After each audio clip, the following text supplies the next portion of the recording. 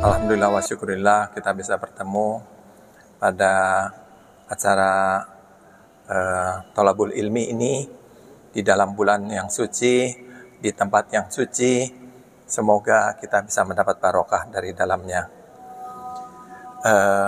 Bapak Ibu sekalian, tadi saya diminta mengenai bicara bagaimana kita bisa tampil bugar pada waktu bulan puasa, ya. Jadi Bapak Ibu sekalian, kalau kita mau tampil bugar, itu tentu harus ada suatu proses di balik itu, ya. Jadi kita tidak bisa bugar dalam waktu sekejap gitu, terus kita dalam keadaan sakit langsung mau bugar. Jadi kita harus memperbaiki semua sistem di dalam tubuh kita, termasuk sekarang ilmu kedokteran itu sudah beralih pada tingkat sel. Ya, jadi kita tidak bicara pada jantung, ginjal, tapi pada sel jantung, sel ginjal, sel rambut semua. Jadi dan semakin dalam kita masuk di dalam ilmu kedokteran, semakin kita terpekur, semakin kita tertunduk, semakin kita menyerah kepada kebesaran Allah.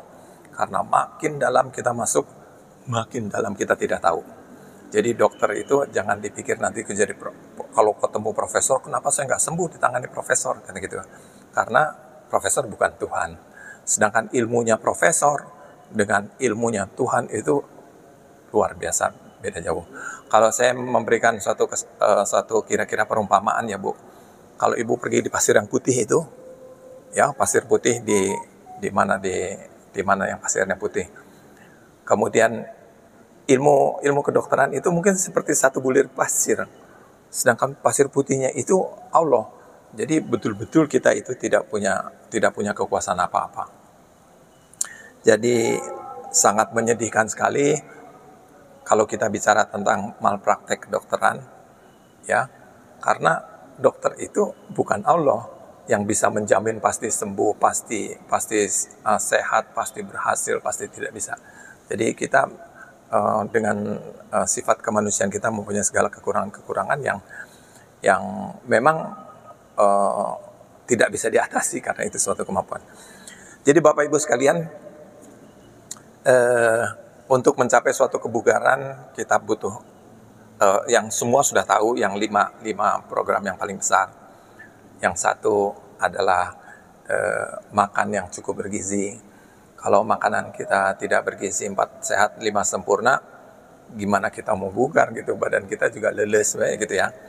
Jadi penting sekali di dalam bulan puasa, walaupun kita makannya menjadi sedikit, walaupun kita makannya menjadi jarang, tapi tetap dipertahankan ibu-ibu 4 sehat 5 sempurna ya. Jadi proteinnya ada, karbohidratnya ada gitu ya. Makanan yang berimbang, kalau perlu ada suplemen ya tambahan. Jadi satu hal di dalam pola makan yang sangat penting bagi kita adalah kegemukan. Ya, mungkin bapak-bapak saya lihat nggak ada yang gemuk di sini yang kecuali saya aja yang gemuk sendiri. Jadi yang dokternya malah yang tidak sehat. Jadi gemuk itu tidak sehat. Ya, kenapa? Karena harusnya di dalam Islam juga sudah dikatakan kita itu harusnya cukup. Makan cukup, berhentilah sebelum kenyang, ya. Jadi karena kita makan berlebih, gitu ya, sampai kamerkaan, gitu, sampai kita terlalu penuh, kenyang, kelebihan gizi yang kita perlukan itu akan ditimbun dalam bentuk lemak, dan itu yang membuat orang gemuk, ya. Jadi dan yang menjadi masalah di dalam lemak itu juga tersimpan beberapa racun-racun yang berikatan dengan lemak. Jadi akibatnya racun itu tidak bisa dibuang dari tubuh, jadi dia ada di dalam tubuh terus racun itu, ya. Nah sekarang bagaimana caranya di dalam bulan puasa ini kita bisa menghancurkan lemak-lemak itu secara bertahap sampai kalau bisa sampai habis, sehingga racun-racunnya keluar dan racun-racunnya itu nanti dirusak oleh pertahanan tubuh dan dibuang keluar, ya. Jadi kalau kita sering membandingkan puasa dengan kenaikan berat badan ya, dengan penurunan berat badan. Aduh, saya berhasil turun 1 kilo, turun 2 kilo, turun 3 kilo. bagus itu karena kita membuang lemak, ya.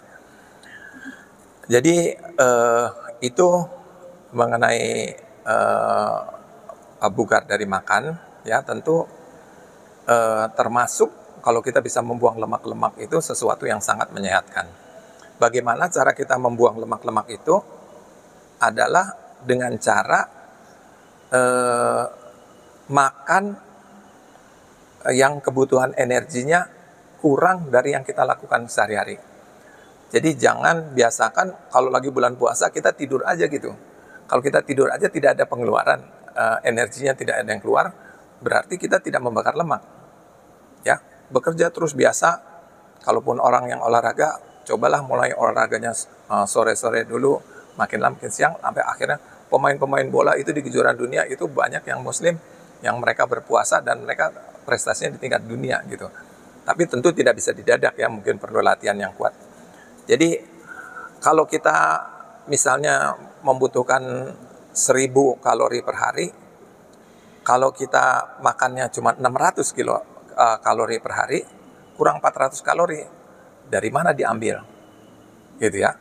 Nah, jadi diambilnya dari cadangan lemak. Dan lemak itu nilai kalorinya paling tinggi. Jadi setiap kali kurang akan diambil dari lemak. Jadi kalau terus lemaknya diambil terus-terusan, maka kita berat badannya turun dan kita ini. Karbohidrat dikurangi, protein secukupnya, vitamin ditambah, dan intinya adalah mengendalikan nafsu makan. Ya Bapak Ibu sekalian, dan mengendalikan nafsu makan itu sangat identik dengan puasa. Gitu ya. Jadi puasa itu kita menahan, puasa itu arti katanya adalah menahan diri dari berpuasa, dari makan minum dan dari hubungan seks di waktu yang tidak diperbolehkan. Jadi itu menahan diri. Nah, dalam menahan diri ini saya ingin sitir juga sedikit mengenai tentang pendapat dari Imam Ghazali. Imam Ghazali berpendapat bahwa puasa itu ada 3 tingkat. Tingkat yang paling bawah yang kita lakukan sekarang adalah puasa perut namanya Pak. Jadi nafsu makan, nafsu minum, dan nafsu seks itu pengaturannya ada di dalam usus. Ya, jadi itu puasa yang paling rendah. Ya, kita di dalam berpuasa itu atau melakukan ibadah apapun di dalam Islam, kita mengikuti suatu hadis yang mengatakan bahwa sebaiknya besok itu lebih baik dari hari ini, dan hari ini lebih baik dari kemarin. Jadi puasa kita harus lebih baik dari puasa tahun lalu, dan puasa ini harus meningkat. Ya, jadi di dalam puasa itu kalau kita mau meningkat, bagaimana caranya? Kita bisa meningkatkan disiplin sehingga kita bisa menurunkan berat badan kita. Tapi kalau menurut Imam Ghazali lain lagi nih. Imam Ghazali bilang meningkatkan puasa itu dari puasa biasa menjadi puasa khusus, yaitu menambah dengan menahan panca indera. Panca indera, ya. Panca indera itu ada berapa? Ada berapa Bu panca indera? Ada 5. Panca indera di dalam Islam itu adalah apa yang kita sucikan pada waktu wudhu, Bu. Jadi panca indera kita termasuk kaki dan tangan, ya. Jadi kita berwudhu itu kita mensucikan semua pintu masuknya dosa. Jadi kalau kita sucikan semua pintu masuk dosa, insya Allah kita tidak bisa setan masuk dalam tubuh kita. Selama semua pintu-pintu dosa itu kita tutup, setan tidak bisa masuk ke dalam kepala kita. Itu pola pikirnya dari Imam Ghazali. Jadi puasa khusus itu puasa khusus ditambah dengan puasa panca indera. Memang di dalam aturannya tidak ada di dalam Quran, ya. Jadi kalau misalnya Bapak sedang berpuasa begini, kemudian kita tahu sekarang zamannya sudah zaman jahiliyah begini, tahu ada orang kirim WA, Bapak buka, ternyata film porno Pak, gitu. Astagfirullah, kan kita kan bulan puasa nih, astagfirullah. Tapi dilihat dulu sebentar gitu, baru dibuang. Kan sempat lihat kita, puasanya batal nggak? Ya, tidak, karena kan bukan di dalam syarat puasa. Tapi menurut Imam Ghazali, ini sudah menurunkan kualitas puasa. Jadi puasa kita menjadi puasa biasa, bukan puasa yang khusus. Ya, kalau kita bisa selama bulan puasa mensucikan wudhu kita dari waktu sholat ke waktu sholat, berarti kita menahan setan tidak bisa masuk betul-betul ke dalam tubuh kita. Ya, maka kita berhasil melakukan puasa bil khusus. Ya, dan menurut Imam Ghazali, orang yang paling tinggi tingkat puasanya adalah puasa khusus bil khusus. Jadi udah khusus, lebih khusus lagi. Jadi seperti apa? Puasa khusus, puasa panca indera, ditambah puasa pikiran, Pak. Ya, puasa pikiran. Jadi kalau Ibu, ini tolok ukur kita, apakah pintu-pintu dosa kita itu terbuka atau bocor, adalah dengan melihat otak. Kalau ada pikiran buruk masuk ke kepala, 100% itu setan sudah masuk. Semua pikiran buruk, semua hal yang buruk yang masuk di dalam pikiran kita 100% setan. Karena Allah tidak pernah mengajarkan kita keburukan. Berhati-hati dengan WA, berhati-hati pada zaman pilkada begini, kita benci, kita sebel, kita membaca WA tuh, wah ini dasar nih, brengsek nih, wah segala macam, kita maki-maki. Itu setan masuk lewat mata, masuk lewat telinga. Nah, kita harus sadari, kita tidak bertabayun, kita tidak langsung kita percaya bahwa itu benar, dan itu semua hoax. Dan banyak sekali penelitian bahwa hoax itu memang dibuat dari luar negeri, Pak, untuk menghancurkan Indonesia. Karena Indonesia dianggap terlalu kuat, maka mereka berharap Indonesia bisa jatuh seperti Suriah, bisa jatuh seperti Irak, gitu, sehingga kita bisa dieksploitasi. Kalau Irak dieksploitasi minyaknya, kita dieksploitasi tambangnya. Emas kita itu berapa puluh tahun diambil oleh Amerika dan dibayar dibayarnya sebagai tembaga, Pak. Dan itu hanya 1% pajaknya, luar biasa itu. Kalau dilihat sampai gerowong itu dibawa sama mereka, dibawa pasirnya. Jadi kita nggak tahu, nggak lihat bentuk emasnya. Padahal di situ belakangan diketahui ada uranium, adalah logam yang paling mahal. Nah sekarang dengan adanya hilirisasi semua ditutup, itu pihak luar negeri itu sangat benci dan mereka sangat ingin agar terjadi revolusi di Indonesia. Nah kita tidak ikut-ikut soal politik, itu mah bukan urusan kita. Tapi yang jadi urusan itu pikiran kebencian yang masuk di dalam kepala kita itu tidak sesuai dengan apa yang diaturkan di dalam Quran. Ya, kita merasa bahwa kita selalu benar, bahwa orang lain salah. Jadi hal itu menyebabkan pikiran kita menjadi tidak bening, dan akibat kita menjadi cemas, kita menjadi gemas, kita menjadi marah, dan itu menghilangkan kebugaran. Itu menghilangkan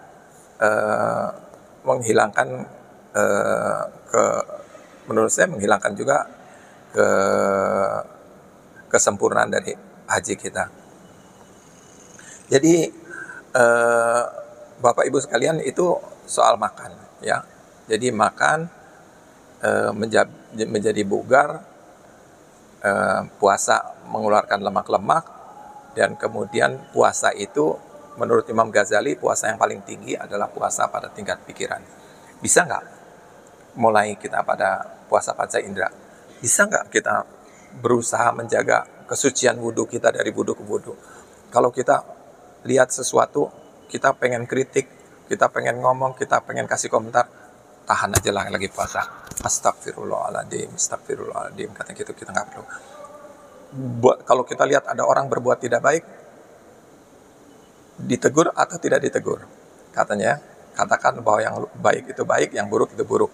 Tapi kita membuat masalah pada orang lain juga menimbulkan masalah pada diri kita dan keseimbangan sosial. Jadi Bapak Ibu sekalian, kalau kita melihat sesuatu yang misalnya ibu-ibu lagi bergosip gitu ya di bulan puasa, kita pergi aja, Bu. Karena menjaga kesucian pendengaran kita itu lebih baik kita mendengar bacaan Quran. Kita di dalam WhatsApp nggak perlu dibuang semua, karena di dalam WhatsApp juga banyak hal yang baik-baik, banyak tausiah dari para ustadz, banyak ininya dari Pak Ustadz Dendi. Jadi banyak sekali hal-hal yang baik yang bisa kita ambil. Tinggal permasalahan kita memilih yang mana yang baik yang kita ambil, ya, yang bermanfaat bagi kita. Jadi itu mengenai mensucikan panca indera, ya. Makan kalau mulut berkata-kata buruk. Ayo kita berpuasa juga berkata-kata buruk. Daripada kita marah-marah sama orang, ya kita pergi aja lah. Karena itu kita mendoakan saja supaya dia diampuni oleh Allah. Sama seperti Rasulullah ketika di Taif, beliau dilempari batu, disebut sebagai orang gila. Dan yang repotnya itu mereka nyuruh anak kecil gitu. Anak-anak kecil yang suruh lempar-lempar. Jadi masa kita marah sama anak kecil? Dan anak kecil ngerti gitu ya. Jadi memang sudah dimungkinkan. Tapi Rasul tidak marah. Ya, itu bedanya kita. Kalau kita sering marah, Rasul tidak suka marah. Ya, jadi itu dari berpuasa dari mulut, kemudian dari pendengaran, dari pikiran, dari tangan. Kita bagaimana kita tidak melakukan hal yang buruk. Mulut kita tidak makan hal-hal yang subhat atau makan hal-hal yang itu. Dan mata tidak melihat hal-hal yang buruk. Nah, dengan cara itu mudah-mudahan kita bisa masuk ke dalam tingkat puasa nomor 2 dari Imam Ghazali. Dan kalau bisa 100 Bapak mau coba langsung kepada tingkat yang paling tinggi, ya. Jadi menjadi ahli puasa, kendalikan pikiran. Begitu pikiran berpikir buruk, astagfirullah. Terus kita bisa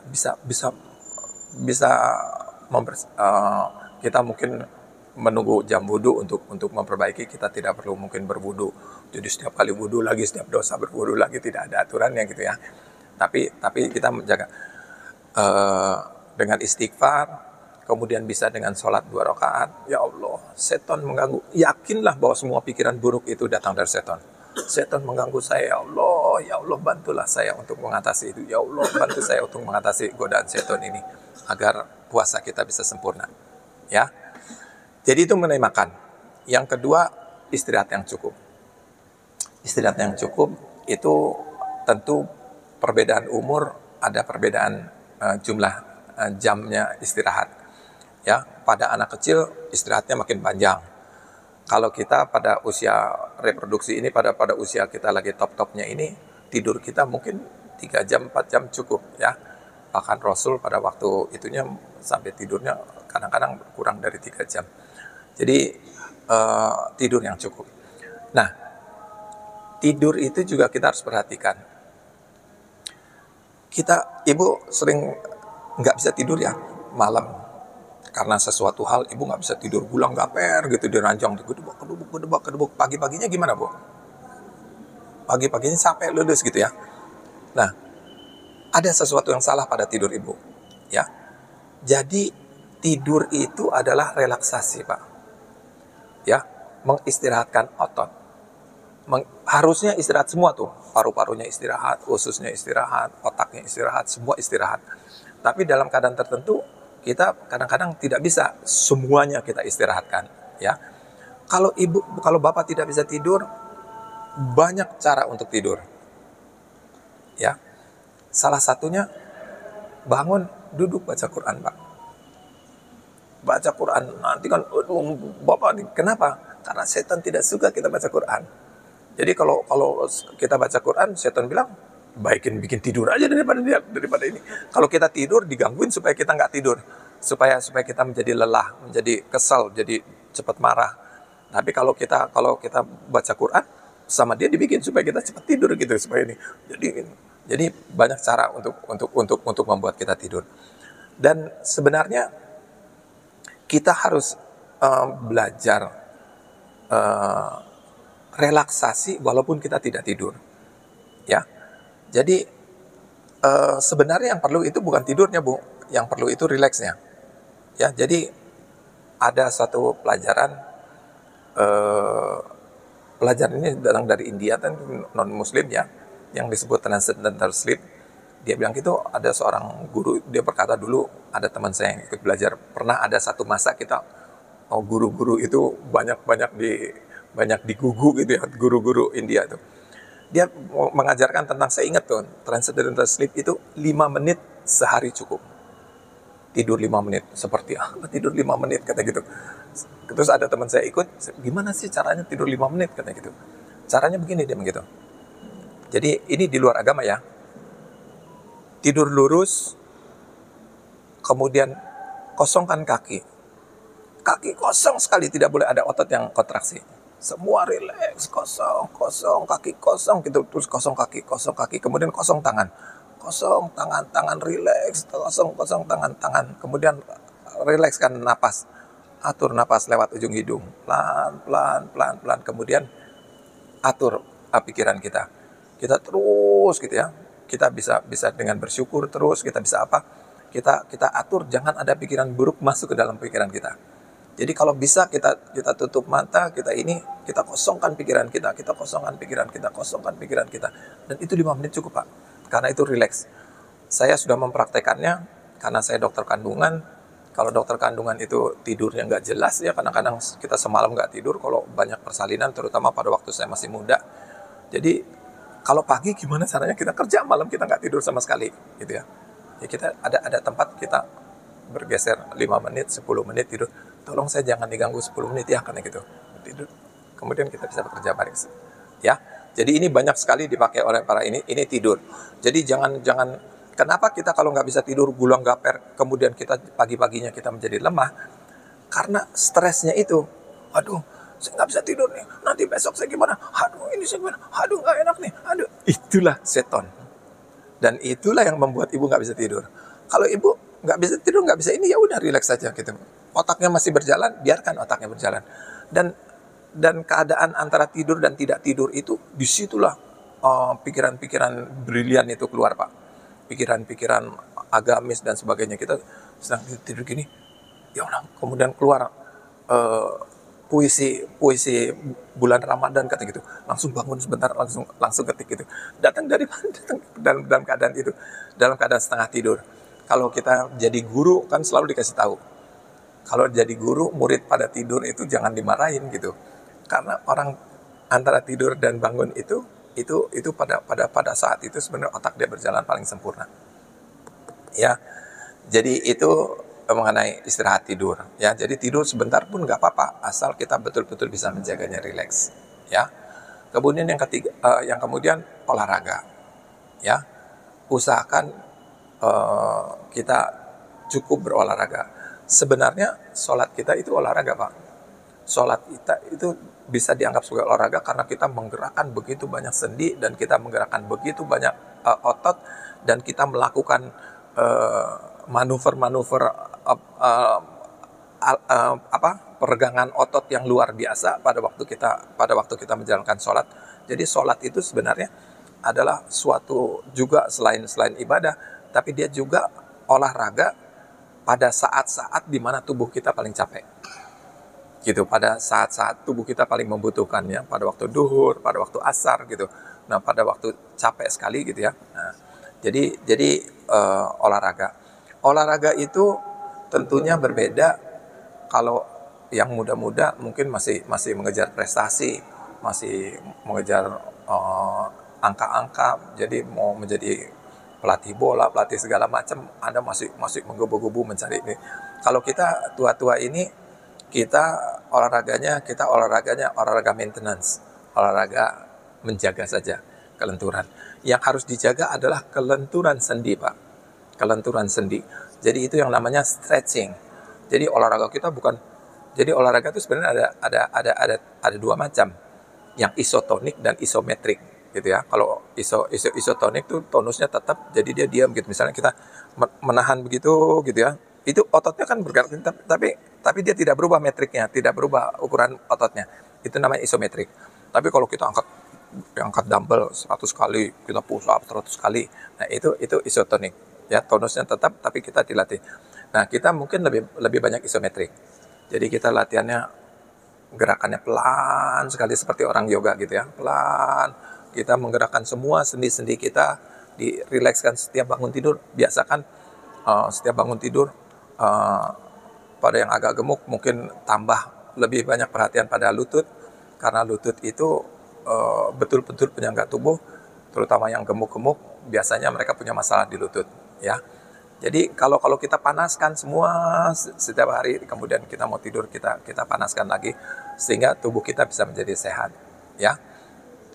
Jadi ibu sekalian, itu di samping tentunya stres, ya, stres.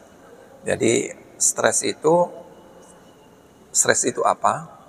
Stres itu adalah suatu keadaan di mana apa yang kita inginkan tidak tercapai, ya. Das it tidak sama dengan das sollen, katanya gitu kata orang Jerman. Jadi apa yang kita ingin tidak tercapai. Kalau kita kita ingin tidak tercapai, kita jadi kecewa, ya. Dan kecewa itu nanti bisa bertambah menjadi marah, menjadi dendam, bisa menjadi segala macam. Itu pintu masuk setan, ya. Kalau di dalam Islam kita melihat stres itu memang ada. Stres itu memang dibuat oleh Allah. Stres itu dibutuhkan oleh tubuh. Karena kalau kita tidak ada stres, maka kita sama dengan bangkai. Kita ada stres, maka kita bergerak. Ada macan di situ, kan kita langsung stres tuh. Kita langsung lari atau serang gitu kalau ada macan datang. Sebagian akan lari, sebagian akan menyerang gitu. Itu reaksi pertahanan tubuh terhadap stres. Jadi stres itu memang dibuat. Tapi kalau stresnya itu dipanjang-panjangkan, itu setan, Pak. Ya, stresnya disimpan-simpan, itulah menjadi dendam. Orang sudah kejadian terus dikejar-kejar. Ya, saya ingat ibu, selama saya belajar Quran dan sebagainya dari para guru-guru. Satu hal yang paling berat buat saya itu adalah bab kisos. Hutang mata bayar mata, hutang jiwa bayar jiwa. Asal sadis nih, Pak. Gitu. Jadi kalau ada kematian bunuh lagi gitu, balik gitu. Kok seperti kayaknya kurang kurang arif gitu sepertinya. Belakangan saya baru tahu. Jadi seorang guru mengatakan kepada saya, kisos itu adalah keadilan. Maksudnya bagaimana? Kalau bapak dicolok matanya buta, bapak balas colok matanya dia buta, harusnya hilang urusannya. Kan udah impas. Artinya, kalau di sini kan enggak, Pak. Udah gebuk sini, gebuk situ, masih tetap aja terus dendamnya jalan terus. Nah, itu enggak betul, bukan kisos. Jadi kisos itu harusnya menghapuskan segala permasalahan, menghapuskan dendam. Ya. Nah, tapi kisos itu di dalam ayat yang sesudahnya dikatakan bahwa orang yang memberi maaf dan tidak meminta kisos, maka dia punya kedudukan lebih tinggi di hadapan Allah. Anak bapak ditabrak. Bapak meminta kisos nggak? Bapak mau tabrak anaknya dia lagi? Tapi kalau bapak, astagfirullahaladzim, ya Allah, mungkin sudah kode dan kodar anak saya. Percaya pada rukun iman. Saya percaya Allah, Pateng Engkau yang sudah menentukan segala-galanya, bukan masalah dia. Dia yang nabrak itu hanya suatu alat yang dibuat Allah untuk kita bisa menjalankan kode dan kodar kita. Maka kemudian kita bilang, ya sudah. Toh saya marah-marah, saya apa-apa, anak saya juga tidak bisa hidup lagi. Malah dengan marah-marah kita nambah dosa. Saya begitu, Bapak mengampuni, memaafkan dia. Dan kalau di dalam Quran dikatakan boleh meminta uang, bisa meminta uang tebusan ya. Tapi kalau Bapak tidak pakai uang tebusan, tentunya lebih tinggi lagi. Jadi pada waktu kisos itu kita bisa melihat siapa yang lebih rendah, siapa yang lebih tinggi. Yang marah-marah, yang kalau Bapak lihat di rumah sakit, anak saya di rumah sakit, itu rendah, Pak. Gitu. Tapi orang yang lebih tinggi, dia orang yang agama itu makin kita tenang, makin tinggi kita agamanya, kita makin tenang. Katanya dulu ingat Gus Dur, kita tuh seperti naik pesawat terbang, Pak. Kalau naik pesawat terbang, mungkin yang sudah naik pesawat terbang, kalau kita baru keluar landas, masih di atmosfer, kita kena awan, kena badai, kena itu pesawatnya tergoyang-goyang. Tapi kalau kita terus naik ke atas, kita sampai ke stratosfer, maka semua tenang, Bu. Tidak ada angin, tidak ada apa. Semua menjadi pandangan kita luas dan kita menjadi lebih tenang. Ya. Jadi itu kisos. Jadi kisos itu keadilan. Ya. Sesudah kisos, kita lihat siapa yang lebih tinggi. Kalau kita yang memberi maaf, memberi ampun, maka kita kedudukan lebih tinggi. Nah, sebelum kisos apa? Kalau kita belajar dari kisos, sebelum kisos apa yang harus kita perhatikan?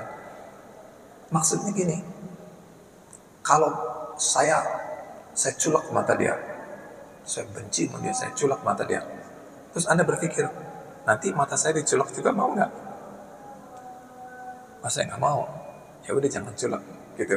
Jadi kalau kita selalu memikirkan sebab dan akibat, maka mudah-mudahan bisa menghapuskan niat kita, niat jahat kita. Ya. Jadi tujuan dari kisos itu baik supaya kita berpikir, saya benci, saya culik anak dia. Kemudian sebentar mikir lagi, kalau anak saya yang diculik gimana? Gitu. Astagfirullah, saya nggak mau anak saya diculik. Gitu. Anda bisa berbuat kejahatan pada orang, orang itu juga bisa berbuat kejahatan pada Anda loh. Jadi jangan berpikir hanya setan mengarahkan kita satu arah.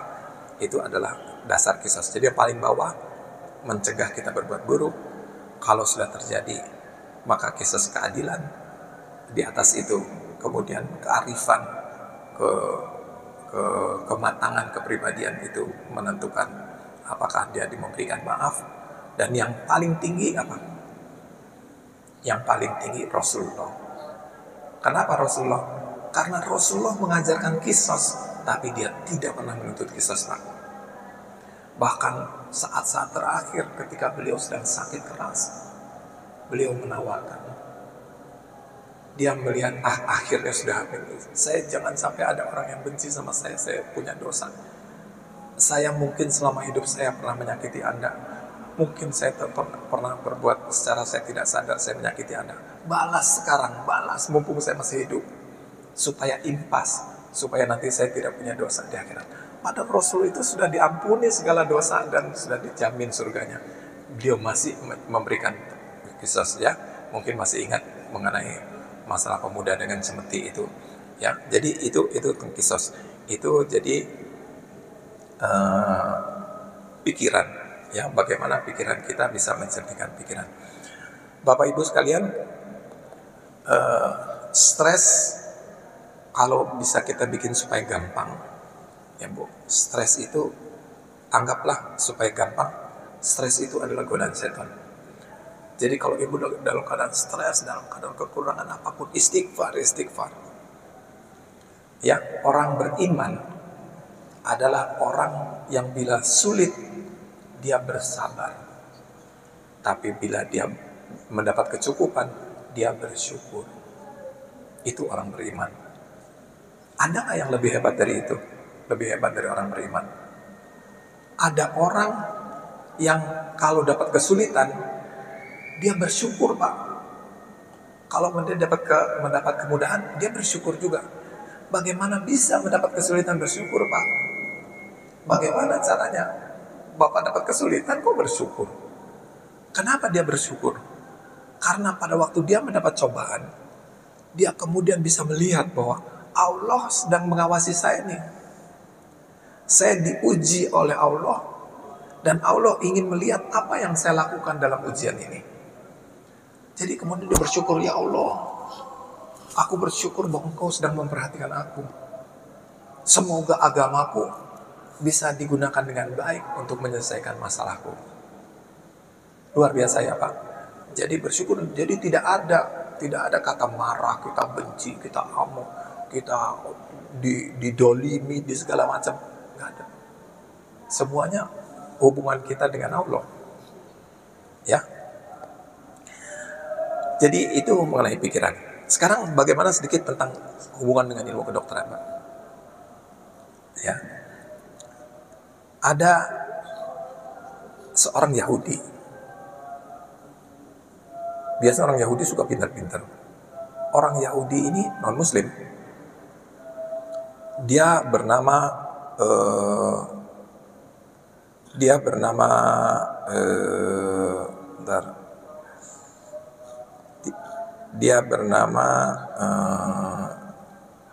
Profesor Bruce Lipton.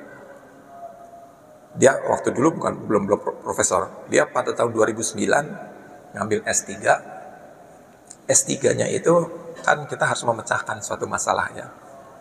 Dia itu berpikir, Bapak tahu gen, Ibu tahu gen ya. Gen itu kalau tubuh kita terdiri dari sel-sel, berapa banyak sel dalam tubuh kita? Katanya dalam 1 kilogram tubuh kita itu ada 1 triliun sel. Sampai itu. Bapak beratnya 80, berarti 80 triliun. Penduduk bumi hanya 8 miliar. Ini 80 triliun. Bayangin 80 triliun berapa ribu ke 10.000 kali lebih banyak daripada penduduk bumi, Pak. Tubuh Bapak yang sekecil ini. Nah, di dalam sel yang nggak kelihatan sama mata, ya, sel itu nggak kelihatan sama mata di bagian kecilnya. Ada inti sel, sukumaha jadi kecilnya. Jadi itu luar biasa, subhanallah. Allah itu mengatur dari yang maha besar sampai yang maha kecil. Di dalam inti sel yang kecil itu ada kromosom. Dan di dalam kromosom, uraian kromosom, uraian kimia, itu di dalam situ ada bagian yang disebut dengan gen. Gen itu apa? Gen itu adalah bagian dari kromosom yang aktif, yang dia hidup dan dia bisa membuat berbagai jenis, semua protein yang ada dalam tubuh kita, semua ini yang buat adalah gen, ya. Dan gen itu tersusun dalam ukuran yang luar biasa, dan ilmu kedokteran sering menganggap gen itu sebagai lauhul mahfuznya ilmu kedokteran. Apa yang Bapak tanya tentang ilmu kedokteran ada di dalam gen. Kenapa rambut saya sekarang pada umur segini jadi putih? Ada di dalam gen. Kenapa ada bagian yang sedang tidak bekerja sehingga rambut Anda jadi putih? Kenapa rambut saya keriting?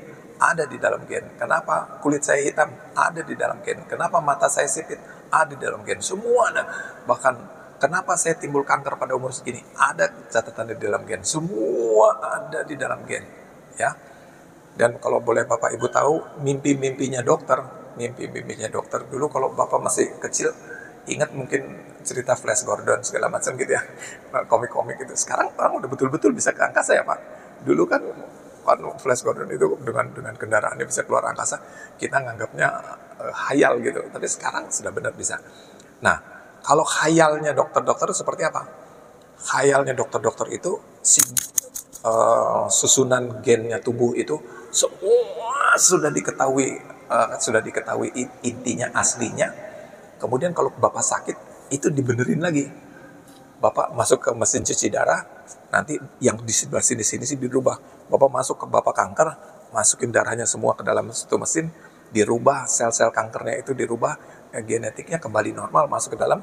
Nanti kemudian tumornya lumer dan Bapak sehat kembali.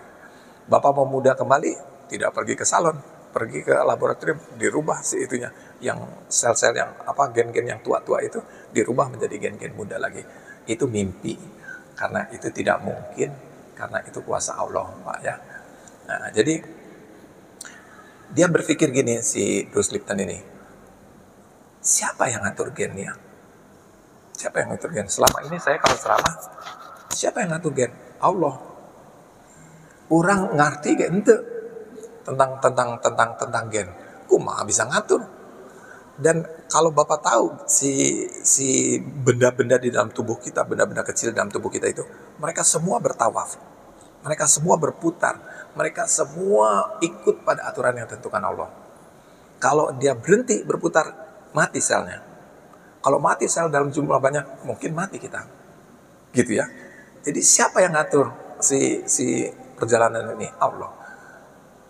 Bahkan orang yang jahat, orang yang paling dibenci di dunia ini, Allah tetap jalankan semuanya dengan normal karena dia masih hidup, Pak.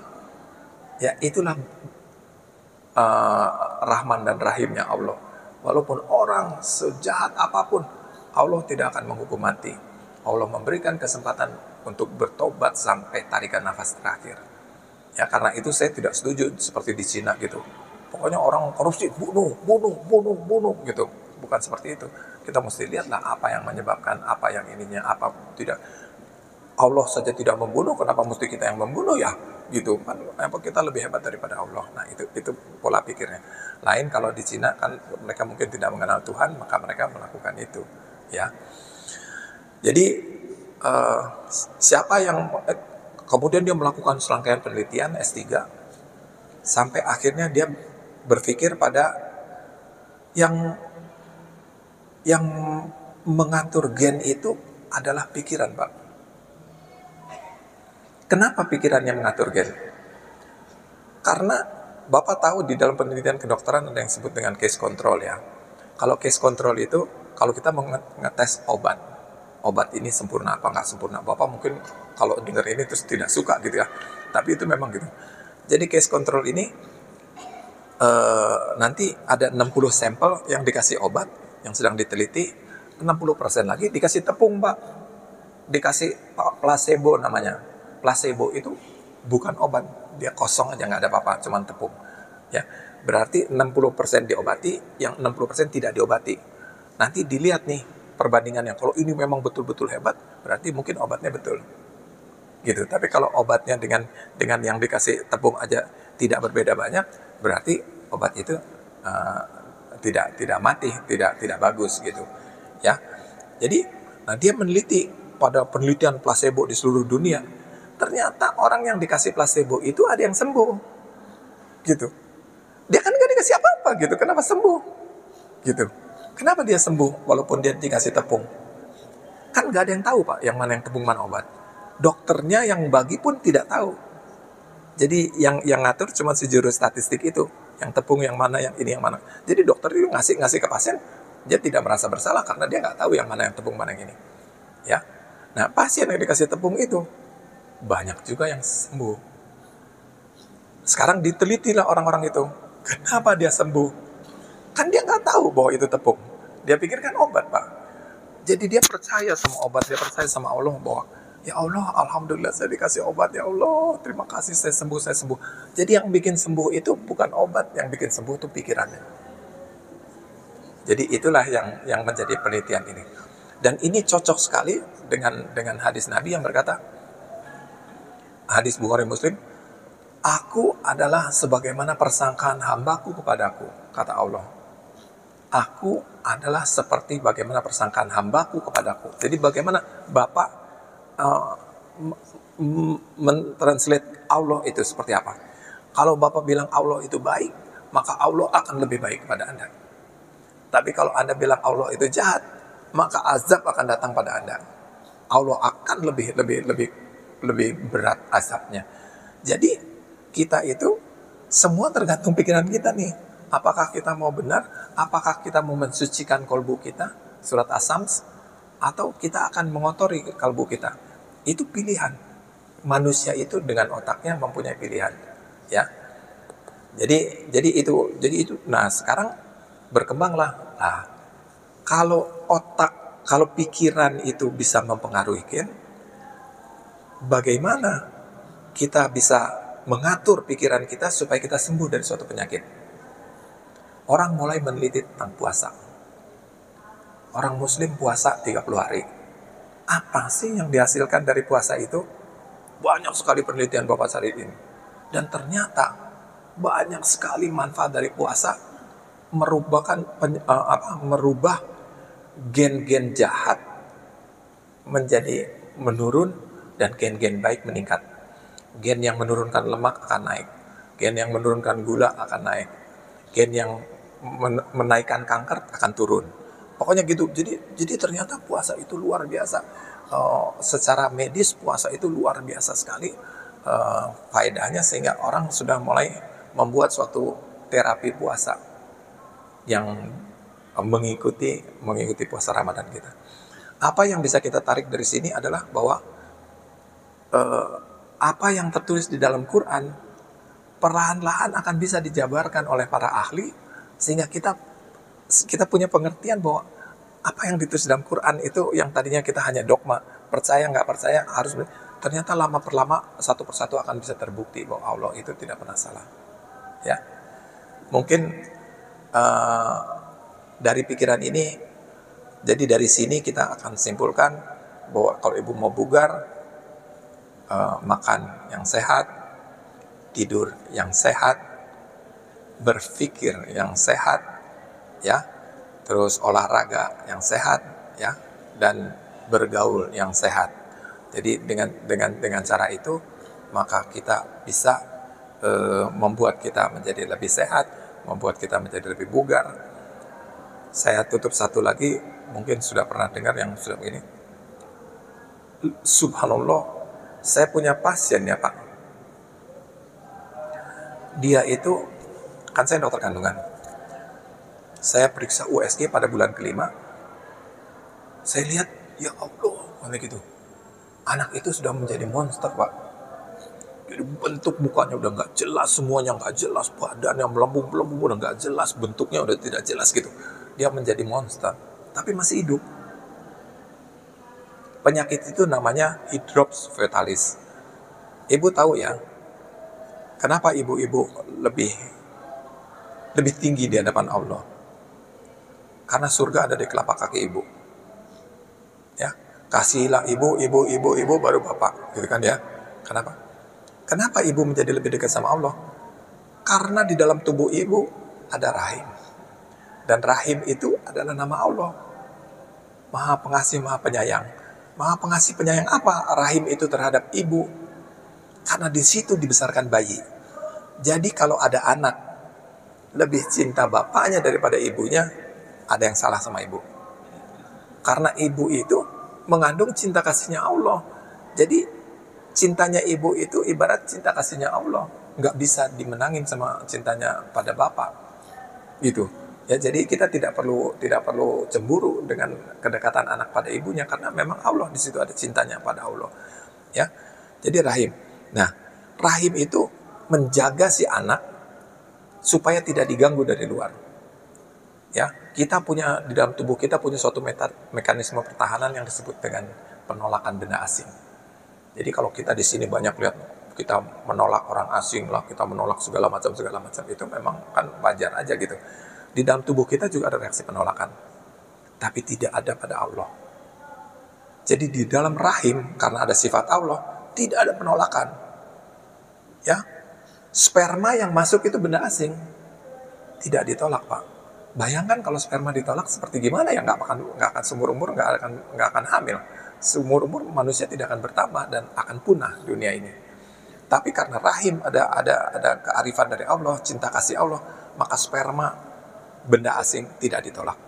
Bayi itu separuhnya benda asing, tidak ditolak. Itu sperma halal tidak ditolak. Sperma haram pun tidak ditolak Pak. Ya kalau lihat pelacur-pelacur itu ada yang hamil kan, tidak ditolak walaupun sperma haram di dalam tubuhnya. Allah luar biasa cinta kepada manusia. Ya. Nah, pada hidrops fetalis ini kita nggak tahu kenapa bocor nih Pak, pertahanan Allah ini bocor nih. Jadi si sel darah putih itu bisa menyerang bayi di dalam kandungan. Akibatnya kandungannya bayinya jadi rusak Pak. Angka penelitian tidak ada bayi yang hidup kalau kena hidrops. Semuanya mati. Apakah dia mati pada waktu hamil, apakah dia mati sebelum melahirkan, apa dia mati sesudah melahirkan, paling 24 jam, 2 kali 24 jam, bayinya pasti mati. Sekarang pasien ini hidrops Pak. Makanya ibunya teh dokter. Kumaha ketika saya bisa menjelaskan. Astagfirullahaladzim. Saya berpikir, kan di dalam kedokteran ada yang kan namanya second opinion. Ibu, pemeriksaan saya nggak jelas, saya ngomongnya nggak jelas. Padahal jelas, pemeriksaan saya tidak jelas. Ibu, supaya lebih jelas, Ibu tolong periksa ke 3 profesor, supaya jelas. 1 minggu, 2 minggu kemudian, ibunya datang dalam menangis-nangis. Semua dokter itu bilang hidrops, semua profesor bilang hidrops, dan semuanya 3-tiganya bilang, keluarin. Anak pertama nih Pak, keluarin katanya gitu. Si ibunya stres kan, bayinya hidup mesti dikeluarin kan, si ibunya nggak tahu bahwa anak itu cacat. Gimana bayi saya harus dikeluarin katanya gitu. Bukan pendapat saya, pendapat semua seperti begitu. Karena memang ada masalah yang kemungkinan hidupnya memang kecil. Jadi daripada ibunya stres, mesti nungguin 4 bulan lagi sebelum bayi itu lahir, ibunya stres, lebih baik dikeluarin aja, supaya ibunya nggak stres. Memang secara ilmu kedokteran boleh. Kemudian dia bilang, ya udah dok, saya menyerah, silahkan dok dikeluarin anak saya. Kemudian saya bilang gitu, ibu, astagfirullahaladzim, kalau mau dikeluarin jangan sama saya. Masih banyak pekerjaan yang lebih baik yang bisa saya kerjakan daripada ikut-ikut campur dalam urusan Allah. Oh ini gimana sih dokter? Dokter yang nyuruh, dokter yang nggak mau, kata gitu. Kalau mau dikeluarin bu, cari dokter lain untuk dikeluarin. Boleh, secara hukum boleh, itu ini masalah, boleh, kata gitu. Tapi jangan saya. Astagfirullahaladzim, Allah, kata gitu saya, jangan saya gitu, saya ampun, kata gitu. Kenapa dok, kata gitu? Karena kita Islam. Kenapa kalau Islam? Saya juga Islam, kata pasiennya. Ibu tahu kalau dalam Islam, apakah ibu beriman kepada Allah? Insya Allah saya beriman pada Allah.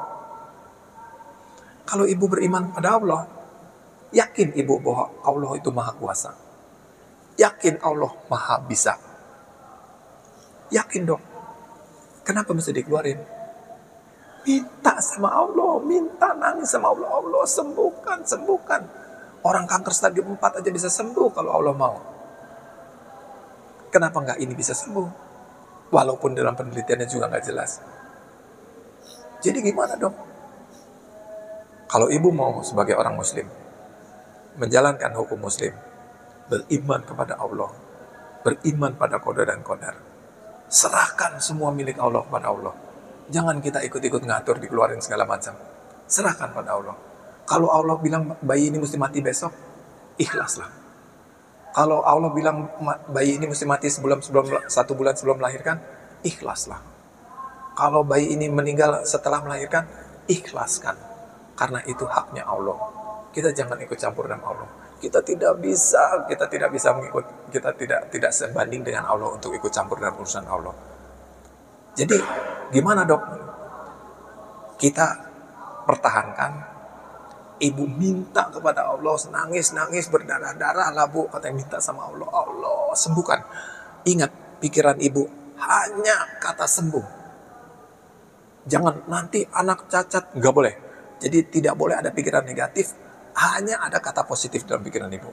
Sembuh ya Allah, sembuh anak saya sehat ya Allah, katanya semua yang positif. Ya, nangis boleh nangis pada waktu itu, dan berhenti meminta pertanyaan sama manusia. Nggak usah tanya sama dokter lagi, nggak usah tanya sama siapa lagi, karena Allah itu kun fayakun. Ibu minta kepada Allah dan Allah pasti bisa. Sedangkan minta ke dokter kan nggak bisa merubah ini. Minta begitu. Satu syarat, tidak boleh stres. Bagaimana caranya saya nggak stres pak? Anak saya cacat, saya nggak stres, bagaimana katanya? Dia baca Quran, surat Al-Baqarah ayat 45, surat Al-Baqarah ayat 153. Jadikan sabar dan sholat sebagai penolongmu. Belajar ikhlas, belajar sabar bu.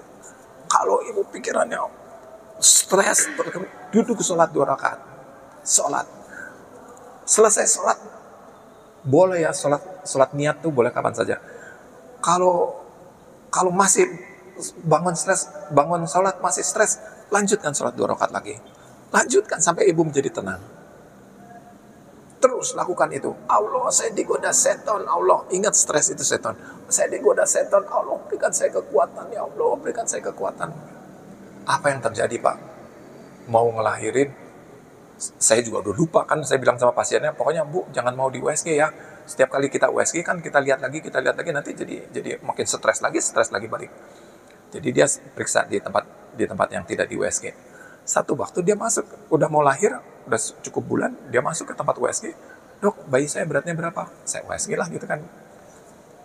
3,2 bu, bagus. Apa dok? Ibu, kumaha apa dok, kata gitu. Ibu mentedangu, kata gitu. Sanes tedangu, kan kata dokter anak saya cacat. Kok dokter bilang bagus, kata gitu. Ya Allah, astagfirullah. Langsung nangis. Langsung saya sujud, bayinya normal. Bayinya lahir 2 hari kemudian, perempuan cantik sekali. Bagaimana bisa anak sudah monster? Itu kekuasaan Allah. Ya, kita jangan dalam pengobatan, jangan berputus asa. Karena Allah itu kun fayakun. Saya ingat seorang guru saya, profesor yang kita minta konsul itu. Dia seorang pendeta, Pak. Kebetulan saya pas lagi mengagumi bayi itu, datang dia. Prof, lihat bayi itu, kata gitu. Kenapa bayi itu? Lihat bayi itu, cantik banget ya. Lu yang nolong ya, katanya.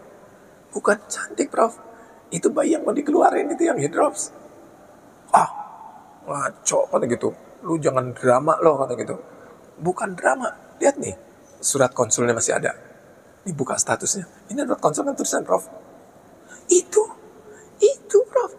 Ya ampun, kata gitu, mujizat Allah terjadi. Saya cuma bilang sama ibunya, Bu, tidak semua orang minta dikasih sama Allah.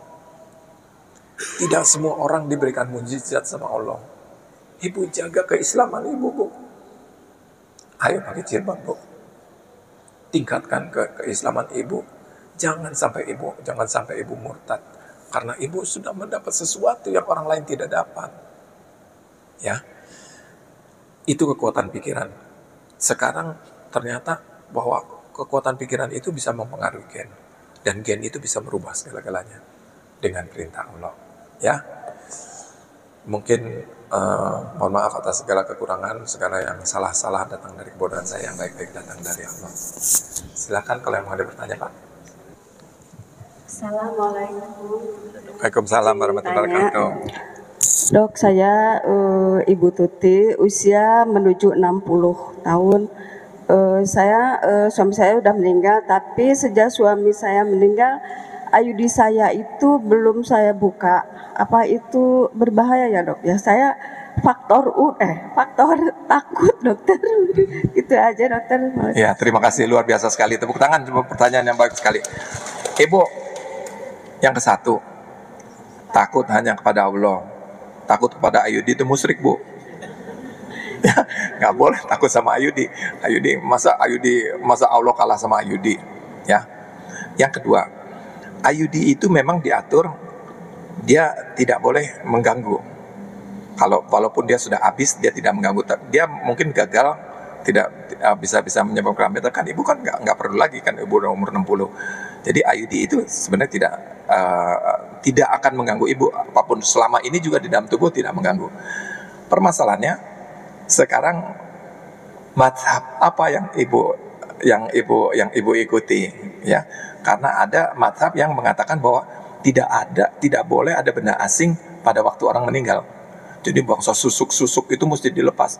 Saya ingat dulu ada seorang ibu, saya waktu lagi masih asisten, seorang ibu meninggal masih ada IUD, Pak, gitu. Baru keingetnya belakangan udah di kamar mayat. Keluarganya bilang tidak boleh, harus keluar kata gitu. Nanti istri saya tidak bisa masuk surga kalau dia ada benda asing, harus dikeluarin kata gitu. Kamu yang pergi, kata gitu. Jadi saya yang paling bawah pergi, kata gitu. Bu, tengah malam jam 2 pagi pergi ke kamar mayat, cariin mayatnya yang mana gitu. Udah kaku mayatnya, gimana mau ngeluarin IUD-nya? Waduh, narik kakinya juga keratak gitu seperti patah. Astagfirullahaladzim, ya Allah gitu. Tapi alhamdulillah lepas gitu. Saya udah pikir nih, kalau saya nggak bisa ngeluarin, gimana caranya? Saya ngambil IUD aja yang dikotor-kotorin gitu. Wah, udah dapat gitu. Padahal nggak dikeluarin gitu. Dosanya udah gimana? Itu udah susah, Pak, ngeluarinnya. Orang udah kaku mayat gitu. Terus kita ngambilnya kan susah setengah mati. Dan kita nggak pakai alat kan, kita pakai ngambilnya pakai tangan, Pak. Ya, alhamdulillah bisa gitu ya. Jadi mazhab tertentu ya, kalau setahu saya, kalau ibu dari persatuan Islam nggak boleh ya.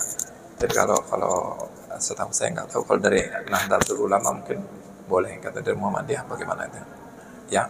Itu memang ada pendapat. Tapi kalau menurut saya, kalau menurut ibu nggak apa-apa nggak usah dikeluarin, Bu, nggak susah. Tapi kalau mau dikeluarin juga bisa. Sekarang kan kita kata ada cara, memang mudah-mudahan benangnya masih di luar. Kalau benangnya masih di luar, walaupun rahimnya sudah mengecil, mulutnya kaku, kalau benangnya di luar, kita pegang benangnya pelan-pelan, kita tarik, mudah-mudahan keluar dia gitu Bu ya. Hah? Udah menopause kan? Ya makanya, kalau udah nutup kan, jadi dia udah nutup kan. Nah, biasanya kalau benangnya masih bagus, kita bisa tarik keluar. Tapi kalau benang yang nggak ada tuh ngebalik, kita USG, IUD-nya ada, benangnya nggak ada, kan kita mesti nyolok ke dalam tuh. Nah itu yang susahnya setengah mati Bu, karena mulutnya sudah kaku keras gitu. Ya bisa dengan bius, dengan alat segala macam, dengan hidroskop, dengan alat dikembungkan, kemudian diambil bisa. Tapi tentu usahanya lebih susah dan lebih berbiaya ya Bu ya. Kalau menurut saya selama ini juga nggak apa-apa Bu. Ya, silakan yang lain. Assalamualaikum Prof. Saya ingin bertanya mengenai kesehatan mungkin. Begini, suami saya itu kan kalau sakit demam atau puasa berat badannya gratis turun gitu dok. Yang ingin saya tanyakan apa yang harus dikonsumsi dan suplemen apa, dan kalau penyakit yang matuhnya itu adalah asam urat gitu dok. Oh, asam urat. Iya. Jadi sekarang kalau sakit sedikit berat badannya turunnya banyak gitu dok. Terima kasih. Assalamualaikum warahmatullahi wabarakatuh. Terima kasih. Waalaikumsalam warahmatullahi wabarakatuh. Asam urat ya. Asam urat itu apa? Asam urat itu suatu bentuk kimia yang ada dalam tubuh kita, ya. Dan dia diperlukan juga dalam batas tertentu. Tapi kalau dia berlebih, maka tubuh akan berusaha mengeluarkan dia lewat ginjal, ya. Sekarang yang jadi masalah, ginjal ibu kurang sensitif untuk mengeluarkan asam urat, sehingga asam urat itu numpuk di dalam darah. Kalau asam urat numpuk di dalam darah, dia biasanya berkumpul pada sendi-sendi besar. Sendi-sendi besar. Bukan di ujung jari gini yang kecil-kecil, sendi-sendi besar nih yang paling banyak di sendi sini. Nah, kalau dia numpuk ke situ, asam urat itu jadi benjol-benjol. Sakitnya bukan main, ya. Sakitnya bukan main. Dan kadang-kadang sampai harus butuh operasi untuk mengeluarkan asam urat itu. Ya. Jadi bagaimana caranya? Tentu kalau dia lagi jadi demam, asam urat, kemudian sakitnya luar biasa, berat badan turun, ya wajar karena kan sakitnya bukan main ya Pak, ya Bu. Jadi yang harus dilakukan pada orang asam urat adalah diet, sama sekali diet asam urat, ya. Makanannya diatur. Jadi ibu nanti tanya sama ahli gizi. Sekarang kan ada ahli gizi, dokter ahli gizi, spesialis ahli gizi. Spesialis ahli gizi nanti dia punya suatu. Kalau enggak ibu cari di internet juga bisa. Makanan apa yang mengandung asam urat? Bayam, kacang panjang, gitu kan, coklat, gitu, itu ada tuh, gitu ya. Nanti apa yang mengandung asam urat, ya itu dihindari Bu. Kalau berat badan, ya, kalau berat badan naik itu tentu secara keseluruhan ya Bu ya. Jadi sekarang itu ada yang disebut dengan nutrigenomics. Nutrigenomics itu ternyata gen, kita sudah tahu hubungannya gen dengan pengaruh berat badan, gitu ya. Jadi kalau dulu kita mau menurunkan berat badan, diet segala macam, puasa segala macam gitu. Kalau mau menaikkan berat badan, apa yang harus dilakukan? Kalau nutrigenomics itu tahu, ya, kita makan karbohidrat belum tentu kita naik, gitu. Nanti nutrigenomics tahu, diperiksa dulu darahnya, oh ibu harus makannya banyak ini, gitu. Jadi sesuai dengan gennya kita. Jadi ibu ke nutrigenomics nanti ketahuan apa yang harus dilakukan, ya. Dokter ahli gizi di Santosa ada dokter ahli gizi, itu ada, ya. Silakan Pak. Assalamualaikum warahmatullahi wabarakatuh. Waalaikumsalam warahmatullahi wabarakatuh. Izin Pak Dokter, saya Dwi Warna dari Juru. Izin bertanya. Tahun 2015 sampai 2019 saya tuh punya penyakit kolesterol dan asam urat saya tinggi. Asam urat saya itu di atas 7, kadang-kadang 8. Kolesterol di atas 200, pernah 250. Saya selalu tanya ke dokter, oh kurangi makanan yang berminyak. Nah, saya kurangi terus. Bahkan makan kerupuk pun saya nggak berani dok. Nah terus selama 4 tahun kok nggak kurang-kurang, minum obat, terus nanti kambuh lagi. Nah, terus saya lihat anak-anak kecil itu, kenapa kok anak kecil nggak kena asam urat sama kolesterol. Dan kemudian saya dapat WA dari teman juga, cara menghilangkan kolesterol dan asam urat. Ternyata dengan cara duduk Iftoros Plus, dok, itu bisa menyembuhkan asam urat dan kolesterol. Bagaimana sih Iftoros Plus itu? Begini, dok. Kalau Iftoros kan begini, dok. Ini kayak begini, kemudian kita luruskan, dok. Ini selama 5 menit selesai sholat 5 waktu saya pertahankan. Pertama memang nggak bisa, dok. Kemudian selama 4 tahun, selama 1 tahun saya alhamdulillah berhasil seperti ini. Kemudian asam urat saya normal, dok. Normal. Setiap makan kerupuk pun saya sekarang berani. Pokoknya asam urat di bawah 200. Kemudian asam urat di bawah 7. Itu sampai sekarang saya cek ke dokter 6 bulan sekali masih tetap seperti itu. Dengan cara seperti ini saya bisa menghilangkan penyakit itu. Bahkan saya bisa sambil rebah, gitu. Ini seperti ini setiap habis sholat asar saya gunakan sekitar 1 menit untuk seperti ini.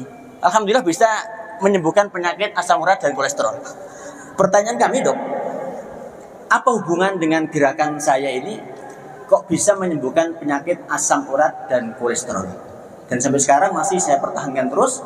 Selesai sholat asar saya olahraga, kemudian saya akhiri dengan cara berbaring 1 menit tadi. Terima kasih, dok. Terima kasih, luar biasa sekali pertanyaannya, Pak. Jadi dokter itu bukan Allah. Jadi ilmu kedokteran itu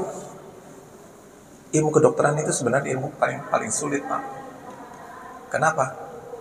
Karena tubuh manusia ini buatan Allah, bukan buatan dokter. Beda seperti insinyur ya. Insinyur itu mobil kan buatan manusia. Roket itu buatan manusia. Kereta api cepat itu buatan manusia gitu. Tapi tubuh manusia bukan buatan manusia, tapi buatan Allah. Dan yang mengetahui sampai detail-detailnya hanyalah Allah. Di dalam ilmu kedokteran itu masih banyak sekali penyakit-penyakit yang kita nggak tahu. Kadang-kadang kita secara kebetulan kita dikasih tahu sama Allah obatnya, tapi kita juga nggak ngerti gitu kenapa gitu kok bisa ini, ya. Seperti contoh misalnya ini, saya kasih contoh tidak sempurnanya dokter. Sekelompok dokter di barat mau bikin obat hipertensi yang baru, tekanan darah tinggi. Ternyata waktu dicobakan kepada pasiennya mengeluh, wah dok, saya jadi bangun terus barangnya. Apa hubungannya? Itu yang disebut Viagra, Pak. Jadi Viagra, Levitra itu empat obat itu kebetulan sekali dokter nggak sengaja bikinnya mau jadi obat hipertensi, jadinya lakunya jadi kesini. Kenapa? Tentunya. Sekarang keluar lagi baru lagi. Ternyata si Viagra itu bisa mengatasi Alzheimer, Pak. Kumaha caranya obat ereksi bisa jadi ke Alzheimer, ke otak, nggak ngerti. Tapi pada penelitiannya sudah positif gitu. Jadi hasilnya keluar duluan, kenapanya baru muncul belakangan. Jadi itulah subhanallah besar. Tadi saya bilang 1 butir pasir di antara satu pasir pantai pasir putih. Ilmunya dokter cuma 1 pasir, sedangkan ilmunya Allah kan segitu banyak. Kenapa Allah belum membukakan? Agar dokter tidak sombong. Gitu. Ada kadang-kadang dokter yang sombong. Pokoknya pergi ke saya lah sebentar, gitu. Oh, cemen. Gitu kata saya. Saya ingat ibu saya meninggal, Pak. Ibu saya tercinta meninggal. Pada waktu itu saya posisinya kepala dinas Jawa Barat, Pak, kepala dinas kesehatan Jawa Barat. Orang paling tinggi di Jawa Barat, dokter yang paling tinggi di Jawa Barat. Ibu saya sakit. Periksa ke rumah sakit, kemudian diperiksa, ternyata ada natriumnya rendah, kaliumnya rendah. Terus kata dokter sambil dokter ini, padahal senior saya, Pak, gitu. Dok, tenang ya dok ya, kata gitu. 1 hari lah saya infus, kalium besok pulang, katanya. 3 bulan kemudian ibu saya pulang dalam bentuk jenazah, Pak. Gitu. Besoknya saya datang, belum baik. Saya balik ke dokter, dok. Ya ampun, saya lupa. maaf dok, pokoknya saya kasih obat besok pulang. Woro-woro pulang, terus lagi ini lagi, itu lagi, ginjalnya, paru-parunya, ininya, itunya. Memang udah tua ya, segala macam udah tidak sempurna. Jadi beruntun juga. Apakah saya harus marah? Karena dokter itu bukan Allah ya, dia tidak bisa. Ya, jadi tidak boleh dokter sombong, itu nggak ada.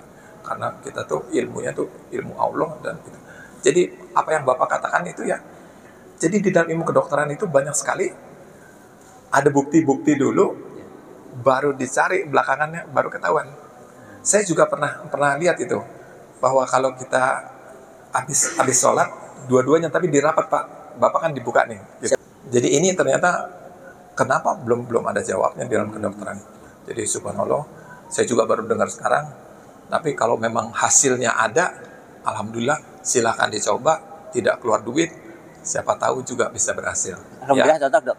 Bagus, tetap bagi teman-teman yang kena mungkin ya, bisa dicoba. Silakan dicoba ya, banyak. Kadang-kadang kita ngeliatin itu ada metode apa gitu yang di dalam itu. Kalau nggak keluar duit, coba aja, nggak ada salahnya. Siapa tahu berhasil ya. Mungkin terjawab ya Pak. Siap, terima kasih dok. Luar biasa sekali ilmunya, masukan bagi saya. Silakan satu lagi. Bapak, tadi yang berangkat tangan silakan lagi. Ya silakan ke depan Pak. Depan ya Pak ya. Ini mic-nya. Assalamualaikum dokter. Waalaikumsalam Izin bertanya terkait dengan pola hidup sehat, khususnya pola makan. Ya. Yang selama ini saya sebagai orang awam dengarnya salah satunya dokter, jangan banyak-banyak makan daging, lebih bagus makan sayur-sayuran, katanya kan begitu dokter. Kemudian jangan makan tepung-tepung, itu penjahat, penyakit yang paling penjahat itu tepung dan gula. Nah kalau kita lihat ada di Saudi Arabia, khususnya kota Mekah itu Pak Ustadz, orang-orang Pakistan, India itu makannya kan daging-daging itu Pak Ustadz, daging, kemudian kari-kari, besantan. Kayaknya mereka lebih betah beribadah daripada kita yang makan mungkin sayuran, kita lebih cepat capeknya dibanding orang Pakistan yang semangat gitu Pak Ustadz. Itu yang pertama Pak Ustadz. Yang terakhir, yang kedua Pak Ustadz, saya pernah dengar di video WA itu Pak Ustadz, udah beberapa yang lalu, bahwasanya sebenarnya kata salah satu pembicaranya, untuk sehat itu bukan tergantung pola, bukan dari makanan Pak Ustadz. Jadi makanan itu katanya hanya 20%. Tetapi yang sebenarnya bikin masalah itu adalah jatuh tempo atau cicilan gitu Pak Ustadz. Makasih Pak Ustadz. Ya itu betul ya, karena masalah stres ya. Jadi kan makan, olahraga, tidur, stres, dan pikiran ya. Jadi itu semua. Kalau ini kan pikiran ya, stres. Jadi kalau cicilan benar. Kalau makanan ya Pak, jadi makanan itu memang juga harus dibedakan dengan daerah-daerah. Kalau di daerah seperti di kutub gitu yang sangat dingin, nggak bisa mereka makan sayur. Kalau nggak makan daging, matilah dia. Karena kan dia mengambil lemak-lemaknya itu untuk keperluan. Tapi kalau kita di Indonesia mungkin masih bisa bertahan hidup, atau di ini orang-orang yang vegetarian. Jadi vegetarian itu banyak yang sehat. Pernah nonton film Steven Seagal? Ya, Steven Seagal itu yang kalau berkelahi tidak pernah kusut, tidak pernah kotor, tidak pernah kusut ya. Kalau berkelahi itu semua orang gitu. Steven Seagal itu dia itu Dia itu